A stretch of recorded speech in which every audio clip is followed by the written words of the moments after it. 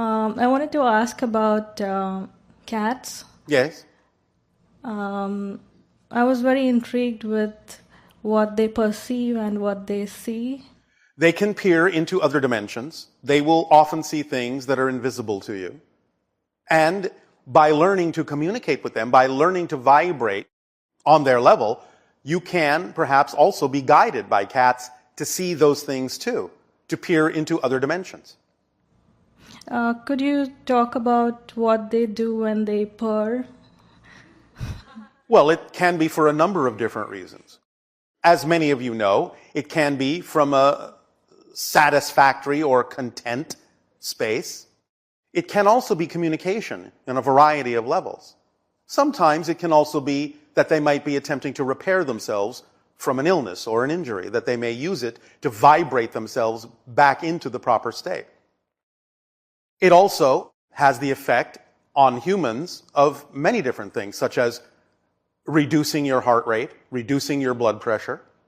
You understand? Yes. So it is primarily the idea of putting one in a state by matching that frequency that will be a beneficial state. Bringing one back, shall we say, to zero or square one, so to speak. Mm-hmm. So they are good little reset buttons. Okay. Yes? Are there any forms of higher selves of cats? What do they look like? The, let's say, oversouls of cats, do they have any form? You must repeat that. It is not translating. The higher selves of cats. They can take other forms. Is there any civilization that represents them specifically? There are some that will relate very strongly to certain higher forms that you experience as cats that are not necessarily experienced exactly in the same way that you experience cats on your planet, because they are a different form, but may contain or represent similar energy. There are different civilizations that may relate to those beings in a variety of ways, yes, but the point is that you don't actually know those civilizations. Okay. Does that help? Yes, it does. All right, thank you. Thank you.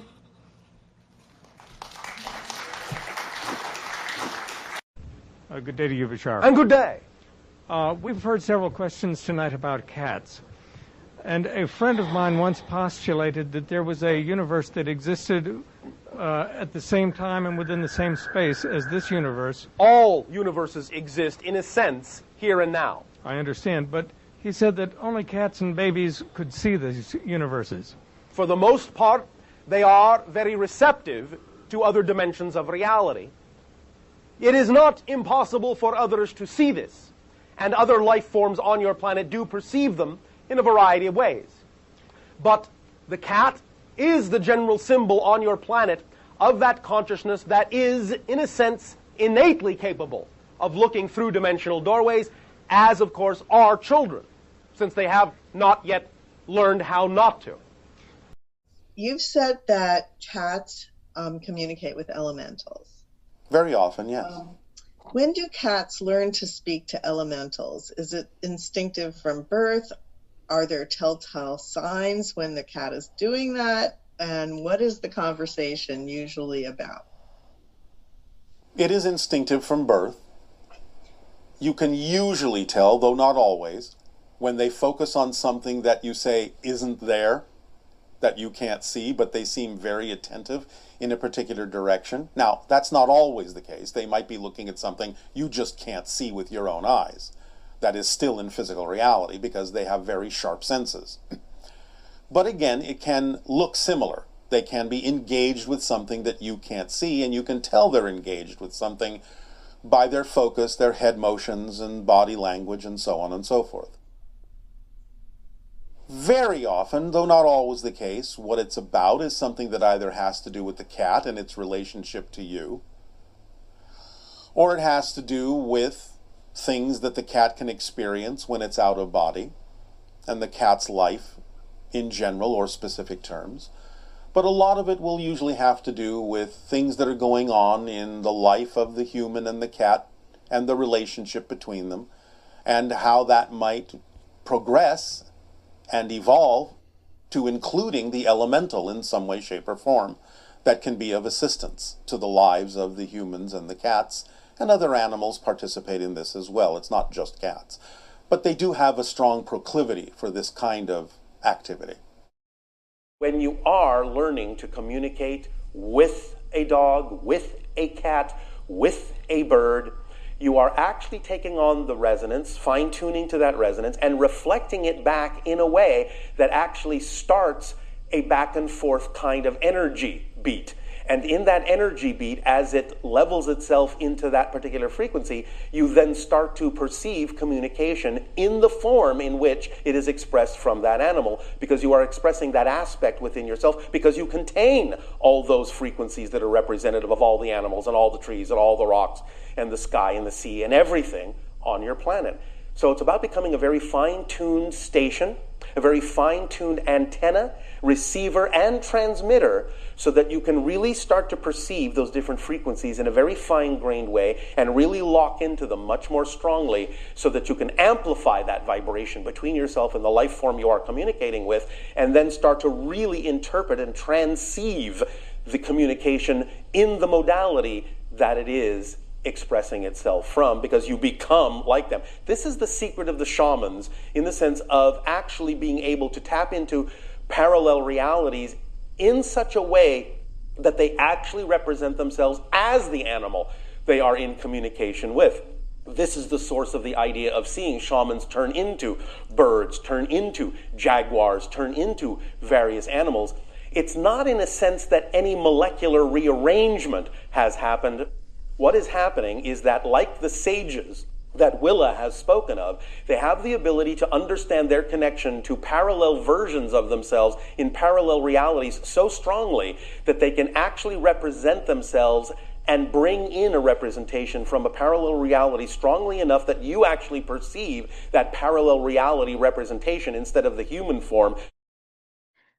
I lost my soulmate cat, and I understand the teachings from Bashar, and that we need to change our beliefs about loss. But how do we overcome the pain of the physical sensations we no longer have with that physical being? I miss my morning and night greetings and snuggles with her. I miss everything about her, and I feel broken and devastated.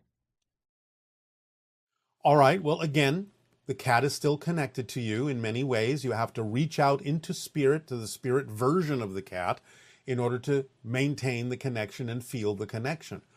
But at the same time, we understand what you are going through.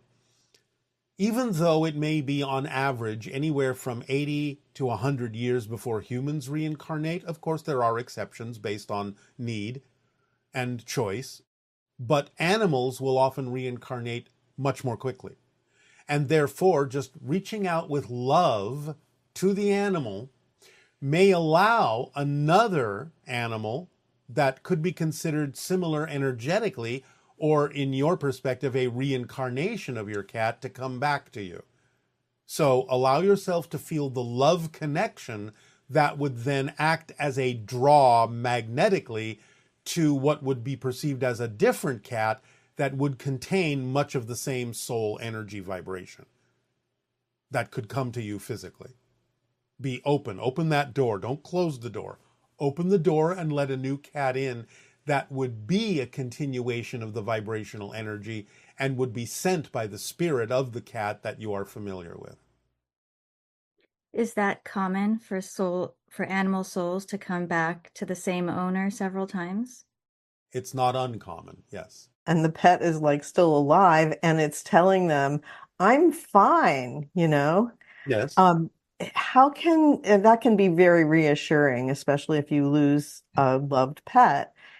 How can you generate an experience like that? Or can you communicate with your pet and ask them, please come in my dream and tell me how you are, or something like that? Yes, you can.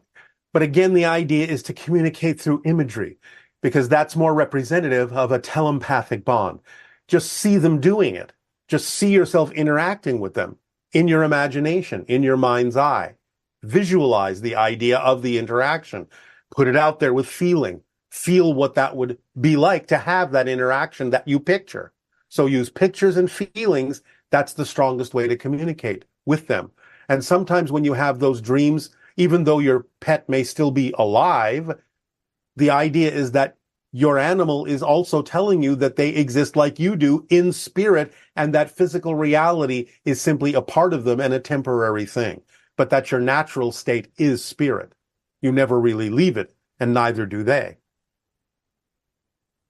Can I ask you about my cat? And like, do we have connections in our past lives? Because I feel like... Well, you know past lives is an illusion. I mean, not in but other I understand dimensions. What you mean. In other dimensions. You do. Most of you have connections with animals in other dimensions. She's very evolved. I feel like she's more evolved than... All the animals are more evolved than you all are. Well, no, I'm saying more evolved than other animals. More evolved than human. Well, I know. The idea, in many ways, is that's because they're specialists, not generalists. Oh. So they exhibit all of their intelligence in a specific focus. All they need to be is a cat. Do you understand? Yeah. And therefore, all their intelligence goes into being a cat. So they don't have to always think the way you do, know the things you know, because you're a generalist as a human. That's your definition. They exhibit a very high degree of intelligence. All animals do, because all they have to be is what they are. And they are specialized in that way as reflectors for you. That doesn't mean they don't have their own understanding of their own lives and their own purposes and their own choices. But what they are is highly focused. And therefore they exhibit all of their intelligence in that expression. And they don't need to generalize it. Although some animals are learning to generalize as a reflection for you, because some generalization, as in with some cats and dogs and dolphins and whales, will lure you into more of yourself as well. So they perform that function too, by being generalized when they need to be, but that's just an aspect of their specialized focus. So, the adventures that you may have with your cat, which of course isn't always a cat in other dimensions, as you understand it, do happen. You go on many adventures with your animals in other dimensions, and they take on many other forms in other dimensions that may not even really be what you would recognize as an animal. And do animals have an ego? Ego, in a sense, yes, is fundamentally neutral, because it's simply the device, the framework, shall we say, that you impose upon your greater consciousness in order to have what you call a physical experience. So in that sense, yes, animals have ego in the neutral sense that allows them to have a physical experience, that focuses them down, like it does for you, into something a little bit more contained, a little bit more narrow, so you can have the physical experience. Negative ego is simply when the ego is given more than it is designed to handle, and it starts, shall we say, rebelling against that, because it's not designed to be in control, to be in charge, to decide what's true for you. Your greater self is, your collective personality in alignment with your higher self, is that which is designed to decide for yourself, to choose for yourself what is really representative of your fundamental frequency. But the ego is just designed to give you clarity in the experience that you decide to have. That's all it is doing. And the positive side of that is that when the ego is simply allowed to do the job it was designed to do, it aligns more readily with your higher mind, it is experienced in a more positive way, and it almost seems to kind of disappear, other than realizing you have an identity as yourself in physical reality. So the positive side of the ego is that it becomes very transparent, almost like it's not there. The negative side is that it constantly calls your attention to it, because it thinks it has been given the task of deciding what is correct for you, or deciding what you should do or where you should go, and that's not what it's designed to do. It is simply designed to keep you focused in physical reality, and that's the neutral part of it. What's your favorite animal? I do not have a favorite. There are some that are more relevant to my life than others, but I do not, in that sense, discriminate from one to the other. Whatever is my favorite is whatever I'm interacting with at that moment, because that's the one that needs to be in my life at that moment. There must be a reason for it, therefore that's my favorite. At that moment, because it's there. Do the animals look similar to the animals here, or completely Some do, different, and or? some look completely different. How do you think? They are all on our planet symbiotic. We have no predators. You know why there are predators on your planet? Yeah, because you are. While many of you have been experiencing more synchronicity in your lives by using the formula that we have outlined, following your passion to the best you can, no assumption, no insistence on the outcome, remaining in a positive state no matter what manifests so that you can gain the benefit from it, we have come to realize in various conversations that there may still be a little bit of misunderstanding or confusion or lack of clarity about some of these concepts we have discussed with you in the past. Therefore, today, in this transmission, we would like to provide a little bit more precision in the understanding and explanation and definition of these concepts of state of being, circumstance, and synchronicity, and how they work. So the idea is to understand, first and foremost, that some people, when we talk about circumstance, and we have said circumstance doesn't matter, only state of being matters, there are many things to understand about this that will help clarify this concept. When we talk about the idea that circumstances don't matter, we don't mean that they don't have value. We don't mean that you should ignore the circumstance. Some people have taken that phrase in this manner. What we're saying is, circumstances are the result of your state of being. They don't cause the state of being, your belief systems do. And when your belief systems create a state of being, that's what generates your reality experience, the reflection you get in your physical reality that creates the so-called circumstance or situation that you experience. So while the idea is that the circumstance isn't what creates your state of being, it can still be used to understand what your state of being is. Saying that it doesn't matter simply means it isn't the causation of your state of being. Therefore, don't go off the circumstance as if that's what's responsible for the state of being you're in. Always look to your belief systems first to determine why your state of being is the way it is, why your vibrational frequency is at the level that it's at. Therefore, you can always use your circumstance as a guiding mechanism to get in touch with what you would have to believe is true in order to have created this reflection, this circumstance. But sometimes you will just create circumstance to gauge what your state of being is, to be able to tell, like a reflective mirror, well, because of this circumstance and these things being arranged in this way and this prop here and that person there saying this thing at this time, look to your response, look to your reaction to those things to help you illuminate what your belief system is that's creating the state of being that is giving you this reflective circumstance in order, again, to get in touch with what the belief system is. It's kind of a circular tool. The idea is then not to ignore the circumstance as if it has no importance or no value, but to utilize it to gauge for yourself more clarity in what you believe to be true, that is therefore creating a vibrational frequency that brings about this particular circumstance in order for you to understand more clearly what your belief system is, in order to reveal what that is to you more clearly. So it's about using the circumstance in the way it is designed, in the way it is built, not just ignoring it and thinking you can change your state of being without necessarily understanding why the circumstance is what it is as a set of props in order for you to get in touch with what the belief is that created the state of being to begin with, that brought about the circumstance.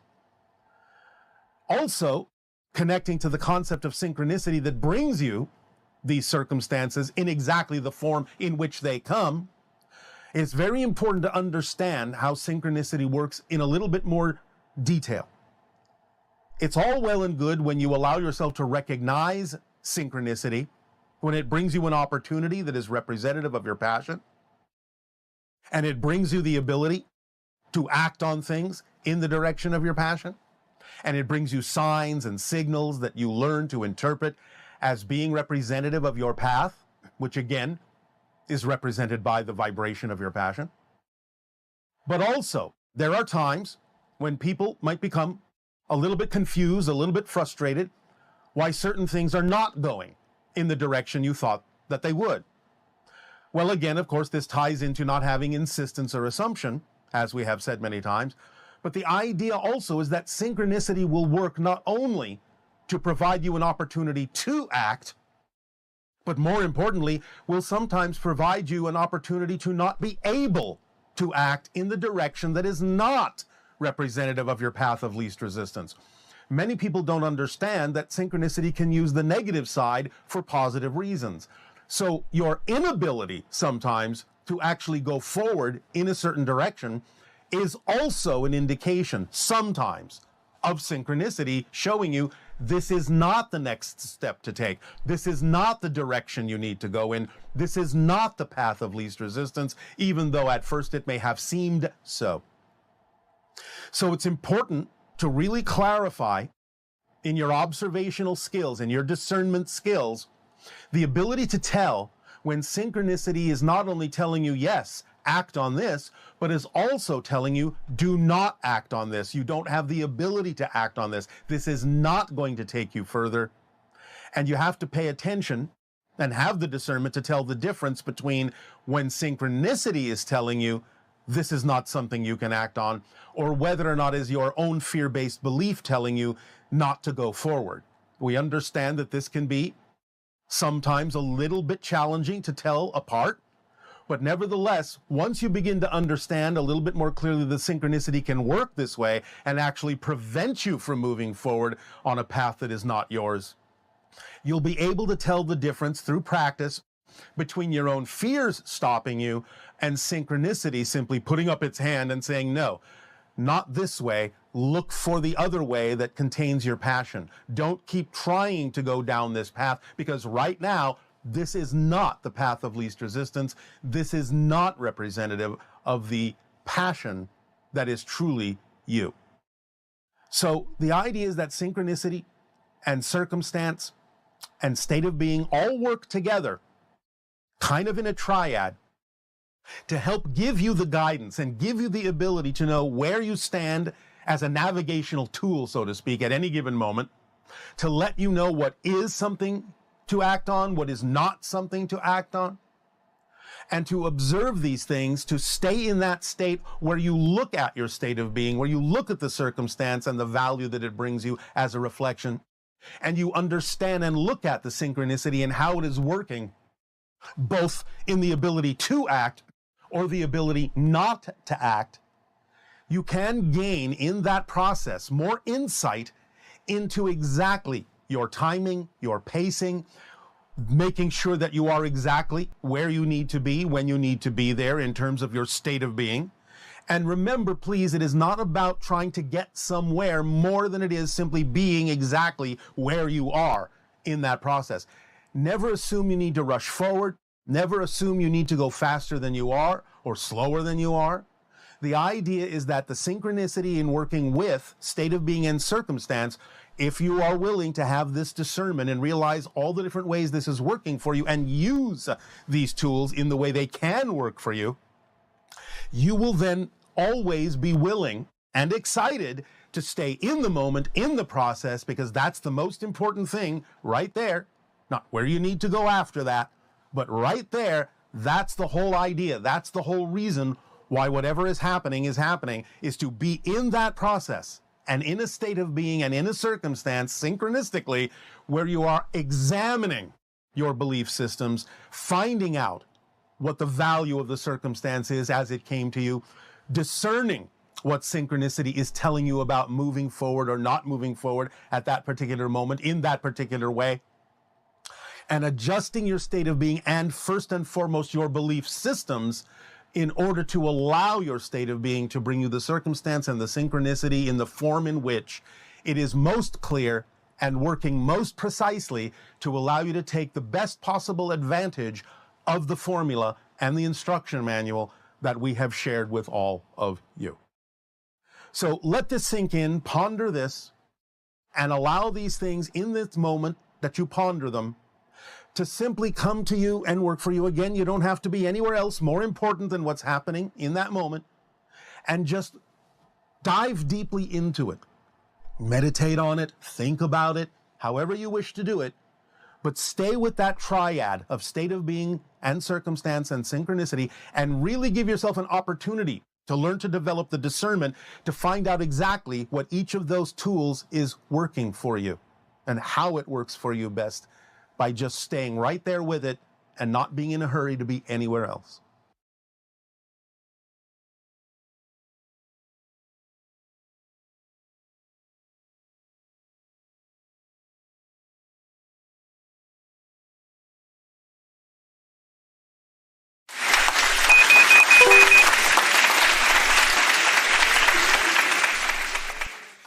Hi, Bashar. And you good day. I'm very excited to be here. We are excited to speak with you as well. What would you like to discuss? For the last 4 years, I've been heartbroken over this guy and Heartbroken over this guy. over a guy, yes. Yes. And Heartbroken about what? well, he doesn't want to be with me, but sometimes Then why he would does. you want to be with him? Why would you want to attract somebody in your life that doesn't wish to be with you? What Well, are you every doing time to yourself? I stop thinking about him, then he comes into my life again. To test you, to see if you're willing to give up your power to something that isn't what you prefer? And yet you keep swallowing the bait? Yep. Why are you doing that to yourself? How about being heartbroken over what you're doing to yourself? I think I am. I know you are. But I just what? get really emotional about it. Of course you do, because you are feeling the result of what you believe to be true about yourself. But you can't wallow in the feeling. You have to get in touch with what you believe to be true about yourself to understand what it is you're doing, what it is you keep choosing to do. Okay, well, I mean, I think probably I believe that I'm not lovable or something like that. But even if I know that, I'm not sure how to change that idea. Well, let's examine it more specifically. You may be aware of the fact that you believe you're not lovable, but you haven't gotten down to the root of why that seems logical for you to believe. Why does that seem believable? That's another belief system. Why does it seem believable that you're not lovable? Because Yes. the people that I love don't love me. The people that you love don't love you. But again, all you're doing is repeating the pattern in that statement of attracting reflections of what you already feel to be true about yourself, which means you don't love yourself. So what else could you possibly attract if that's how you feel about yourself, other than people who will reflect to you your inability to love yourself, which is what they're doing. And you can't be surprised by that if you don't love yourself. That's what you would get. I'm not surprised by it. I'm just not sure how to change it. I am telling you how, but you're not really paying attention to the idea. Okay. Understand that if you know you don't love yourself, I'm asking you another question. Why would you buy into that as being true, that you don't love yourself, or that you can't love yourself, or you're not worthy of loving yourself? Why would that seem logical to believe in? Because of a feeling, I guess. Nope. Sometimes I love myself. Sometimes I do. Like when? Give me an example. When I rock climb and I feel When like you I rock get climb. into the gamma state. All right, and in that state you can feel that you love yourself. Yes. So let me ask you a very important question. Okay. What's the difference that you're making in your definitions between loving yourself when you rock climb and other circumstances in your life? What difference are you making there in the idea of who you are in different situations? I feel powerful, and I feel like I can trust myself, and why can't you bring that to other circumstances in your life? What beliefs do you have that say, I cannot feel this and know this same thing to be true in this situation, even though I feel it in this situation? What difference are you defining there to be between the two situations? I feel, okay, so... Stop saying you feel. I know you feel. Okay. But what are you defining to be I have true? a definition that to Yes. be lovable, Yes. you have to prove yourself materially. What does that mean? Make a lot of money, just... Why do you believe that to be true? Because... Do you believe that to be true? No. Not really. But the people that I love believe it to be true. So what? You're not them. They're not you. They're not living your life. Why do you have to believe as they do? It just seems true. Why do you have to believe as they do in order to respect yourself? In order to love yourself, why do you have to believe as they do? Do you understand that if they are imposing that kind of a belief system on you, that they may think they love you, but it's not love that they're expressing, it's control? Do you understand that by accepting what they are imposing on you as a belief system, that that is not love? Therefore, you think that by going along with their beliefs, you are being loved. But you're not. You're just being controlled. That's not love. So you're under the misguided misassumption that buying into their beliefs means that they're loving you. No, they're not. Well, Well, what? Just this one person, because I don't care how many people it is. Well, it's just this one person that I want to love me. Why? Why do you care? Because I like how I feel when I'm with him. So what you're saying is, even though there might actually be someone out there who would actually love you even more perfectly, and really love you, you're going to hold on to someone who doesn't really love you in the way that you prefer to be loved just because it's about, 82% of it? That's enough? You're going to settle for that and block the passage block the arrival of someone out there who might actually be able to love you 100% for who you are? Is that what you're actually willing to do to yourself? Just because you think you can't attract someone else any better than this? Is that what you're saying? Nod your head. I don't think I can attract someone better unless I'm better, and I feel like I Exactly. have to make more... Exactly. And when you allow yourself to recognize that someone who exhibits 82% of the traits that you prefer isn't the person that you prefer, you will then allow him to get out of the way and allow the other person to come in. You're the one blocking love from your life. That could be there because you're not willing to be strong enough to know that you deserve better than just some of it. Do you understand? Yes. Some of it is not what you prefer, yet you're holding on to it because you don't believe anything else can come in. And the reason it doesn't come in is because you're blocking the way with someone who is only partially what you prefer. You're the one jamming the lanes. Let him flow off. Let him flow by, because whoever does show up, you won't care who it is, because they will feel correct. Let me ask you a question this way. Have you ever had any other relationships before this one? Yes.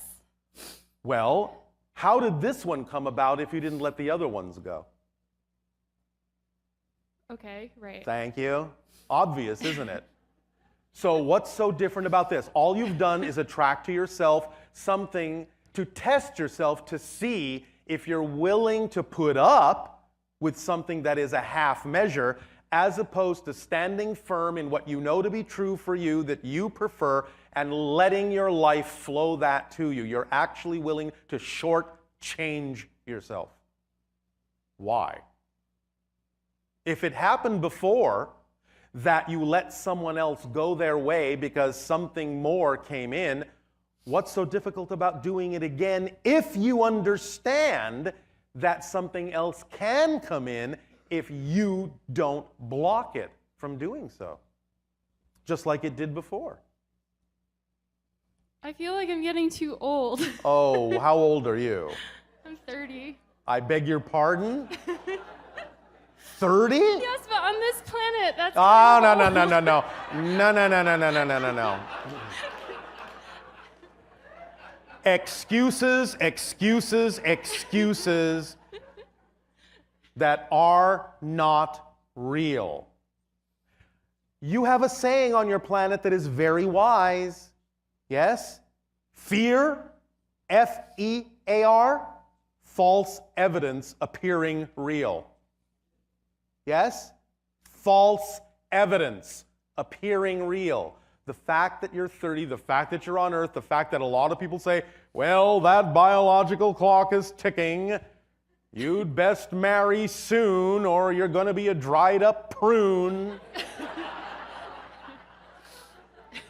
is absolute nonsense. Now, yes, we understand there's a collective consensus reality. There are certain things that you've agreed to with the collective consensus that you all abide by that are general, very general truths for a lot of you.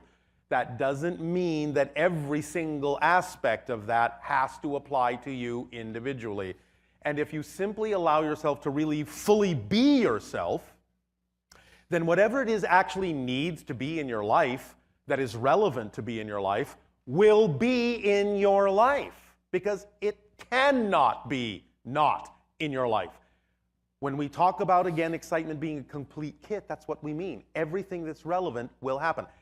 There is only one exception to this. You've made all your agreements, you've made all your appointments.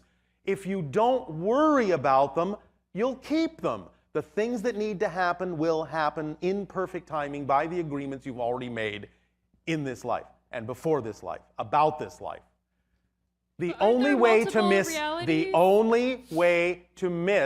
your agreements is to spend your time and energy worrying you will miss the agreements. That's how you miss the timing. By spending time and energy worrying you'll miss your timing. That's the only way to miss your timing. If you don't worry about missing your timing, you cannot miss your timing. Okay, I understand that. Maybe you do, and maybe you don't. I've We'll heard see. you say that before. Yes. Question. Yes. Aren't there multiple or infinite realities? So yes. the agreements and the appointments and whatever, aren't they different across all the different Some are realities? very slightly different and some are massively different, but you still get to choose which one you prefer. That's how you fit into the niche and the path that is you by being your full self and knowing that whatever has to unfold that is relevant for you as a unique consciousness and a unique perspective will be exactly what you need to get a reflection of the fulfillment that you create in your state of being. So the other versions of me, then they're not really me, right? No, they're not. They're other people entirely. Okay, I wondered about that. No, does that answer that question? Can I'm going to ask a question that's kind of related. I've been working. I feel very bad because I work for my father, and I feel like, you know, I didn't get like a independent job, and he's been supporting me to create a website. It's a social media site. I've been working. Yes. Does that excite you? It does really excite me, but there's something about it that is just been driving me crazy. So. Such as? How exciting? What drives you crazy? Fear. Fear about what? I just feel guilty about succeeding. Fear about what? You feel guilty about what? About the possibility of succeeding. What is success? Being yourself. If at first you don't succeed, redefine success. To be that definition that works for you. No one else will have the same definition of success. Or I guess I'm scared of failing. It's one or the other. What is failure? Not being yourself. That's it. Do you really have to be yourself 100% of the time before you're successful at being yourself? No. No, you do not. But here's the paradoxical irony. When you're okay with not being your true self 100% of the time, you are being your true self 100% of the time. Because you know you're going through a process, and it's okay to go through the process, and it's okay to know you're not always at your best, and that's okay. It's when you start heaping judgment and guilt upon yourself that you're going in the other direction. It's not because you're not always doing exactly the thing you would like to do. It's because of your attitude toward that experience that determines whether you're successful or not. So if you're all right with sometimes going, oh, well, you know, I took a left turn here. It's not what I intended, but all right, I learned something from it. I'm not always 100% at my best, but that's okay because I know that it is my intention to be.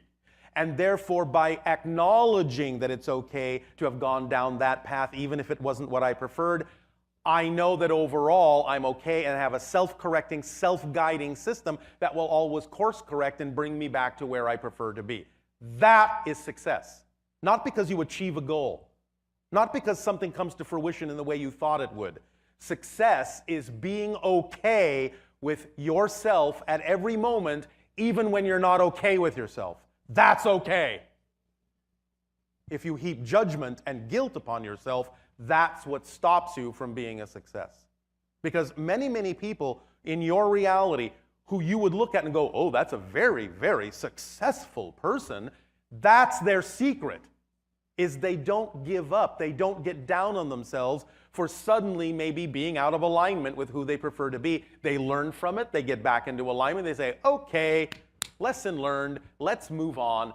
That's success, because the process of your entire life, the process is the point.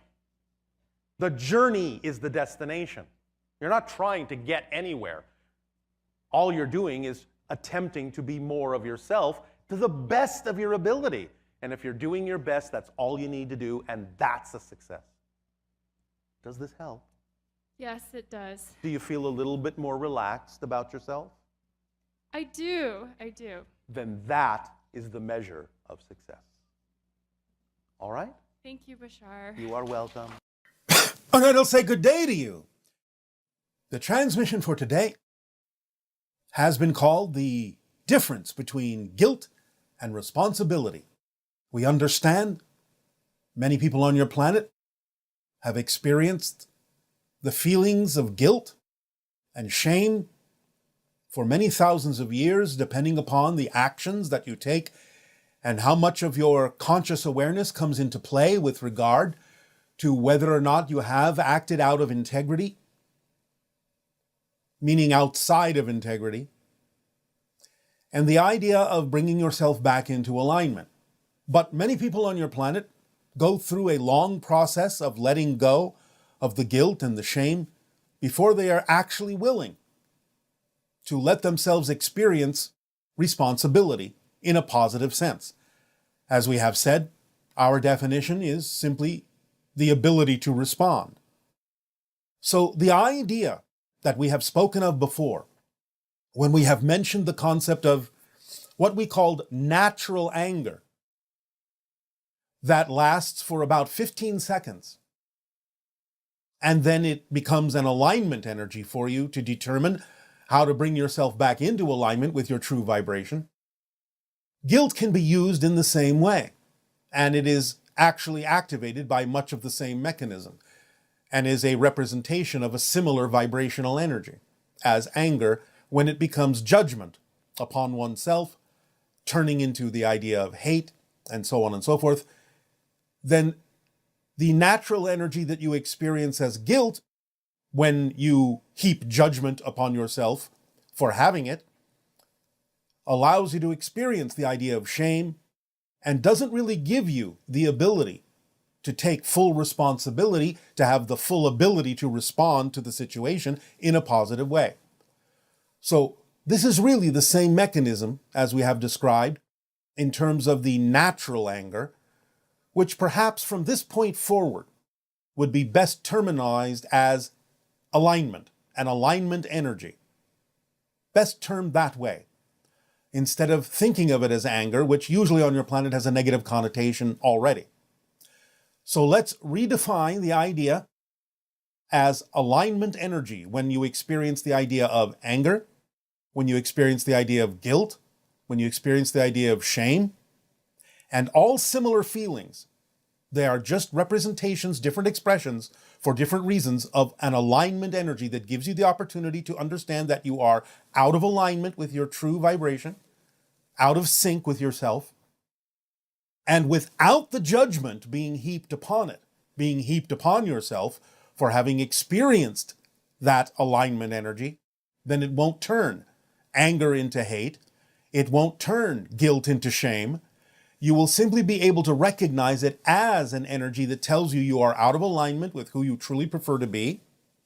And you can bring yourself immediately back into alignment by being willing to take responsibility, by being willing to have the ability to respond to the situation in a positive way, saying, all right, this alignment energy, this rush of alignment energy that I am feeling, either as anger or guilt, doesn't have to perpetuate in a negative way, which only defeats the purpose of learning the lesson from it, that it helps me know I'm out of alignment so that I can take the opportunity to go back into alignment by taking responsibility, by having and expressing the ability to respond to my recognition that I'm out of alignment, by bringing myself back into alignment and not judging myself for having had the misalignment in the first place. So start to look at the idea of guilt as just another expression of the alignment energy, bringing it to your attention that it is not an expression of who you prefer to be, that you are out of sync with yourself, and start having more of an understanding of the ability to respond, bringing yourself back in to the idea of alignment by recognizing that it is simply an energy that let you know reflectively that you are out of alignment with who you truly prefer to be.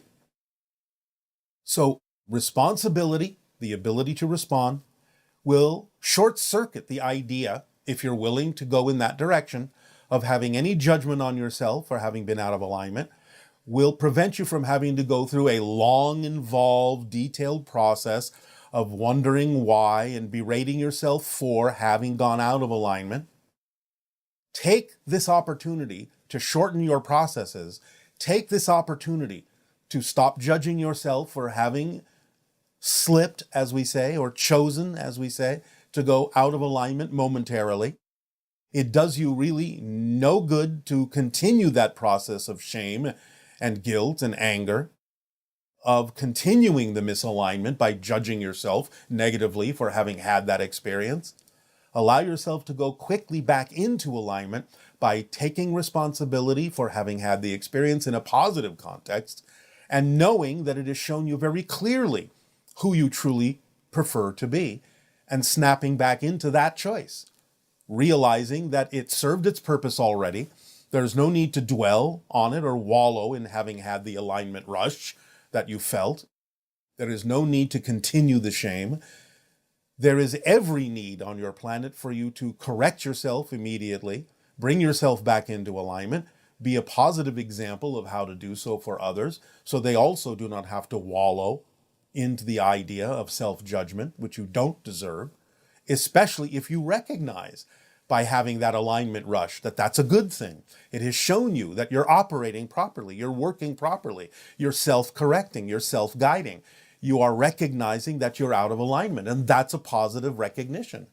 So don't judge yourself negatively for that. Congratulate yourself for having realized, for having been willing to experience that rush of alignment energy that you used to call natural anger or used to call the idea of guilt. It's just a recognition. Use it positively, and you will move forward in a positive way very quickly and will not spend most of your time dwelling on the idea that you're judging yourself, which actually allows you to continue to judge yourself in a negative way. So know the differences here. Watch your definitions here. Use these to your advantage here, wherever and whenever you can.